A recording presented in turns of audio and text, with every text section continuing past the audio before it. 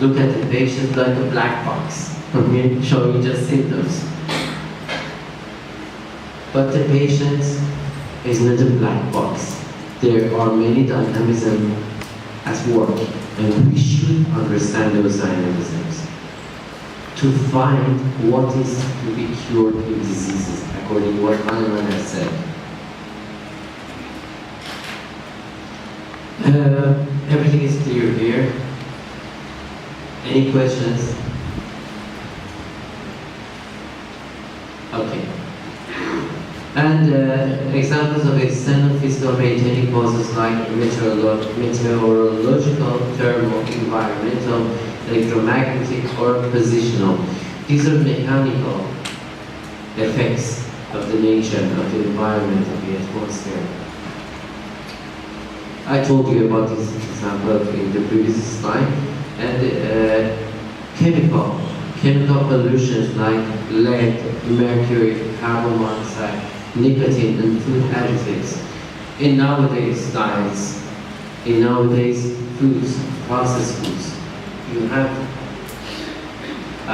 many food additives that are redundant. You see many food additives that are repeated in every food products. For example, one of those products, for example, is MSG, monosodium glutamate. The one that maybe in Malaysia you know it as Ajinomoto, yeah?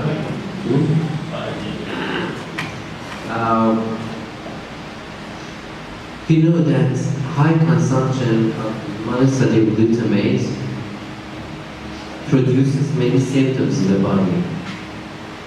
Maybe you have heard of Chinese restaurant syndrome. This is a formal, this is a formal situation, really a medical term, Chinese restaurant syndrome. Because you know that in Chinese restaurants use large amounts of Ajinomoto. So there are symptoms for those that are not adapted with such large doses of MSG. They feel, for example, dizziness, nausea, or many other symptoms. If such thing happens, this is just reaction to a chemical toxicity. This is not a dynamic process. So we should understand the diet, the habits, or everything that patient is affected by. And I told you about psychological, emotional stresses like family tensions or problems at work. I must have seen patients that when they change their work or change their workplace, they feel better. So they do not need a remedy to feel better. Maybe there is something that is something inimical at work, actually. And inner conflicts. Not everything that comes from mind is something dynamic that can be cured by remedies. Thought pattern, thought programming. Sometimes our thinking, our mind is programmed by thoughts that are not compatible with the environment that we are living in. So sometimes we need to change the thought pattern. That's why homeopathy is not always enough in mental conflicts. Maybe the patient needs a kind of psychotherapy or psychoanalytic tools for feeling better.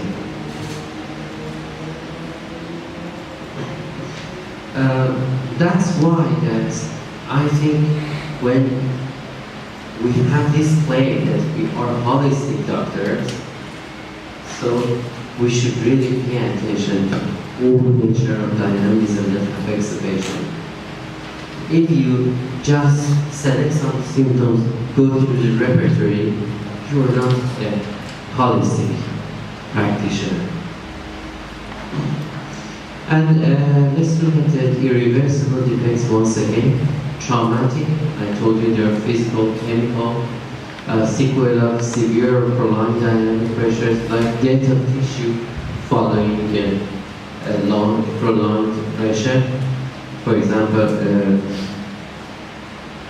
necrosis of a tissue following a very strong inflammation, or deformation followed by, for example, rheumatoid arthritis. You cannot cure the deformation. You can cure the inflammation.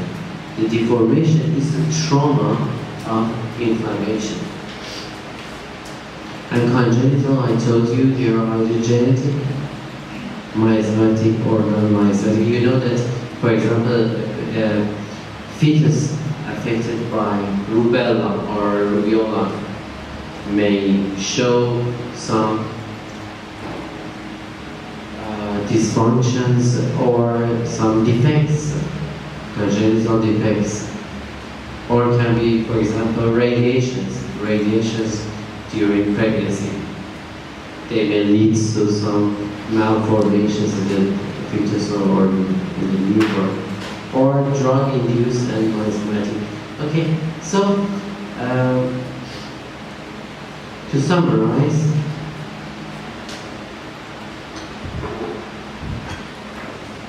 we want to prove the case by understanding those different dynamics. To understand this comes from organon, aphorism number 3.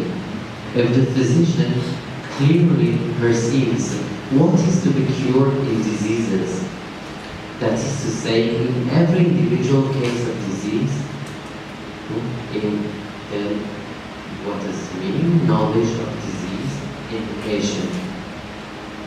So, if you want to cure a patient suffering from rheumatoid arthritis, you cannot simply take the symptoms of the patient. We should understand what is beyond rheumatoid arthritis in the case.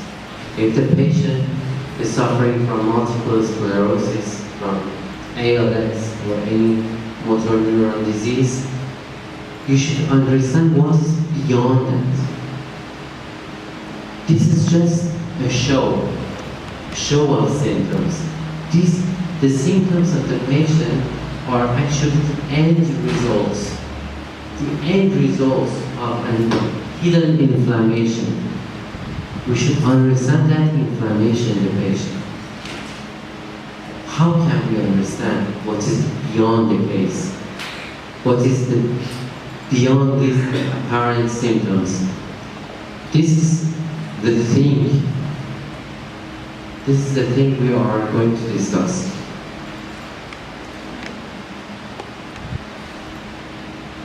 Okay. Let me show a case. One of the cases of those attended in that workshop. I'm not sure that you remember that case, but it's a good case that reflects all I want to say. Let me bring it.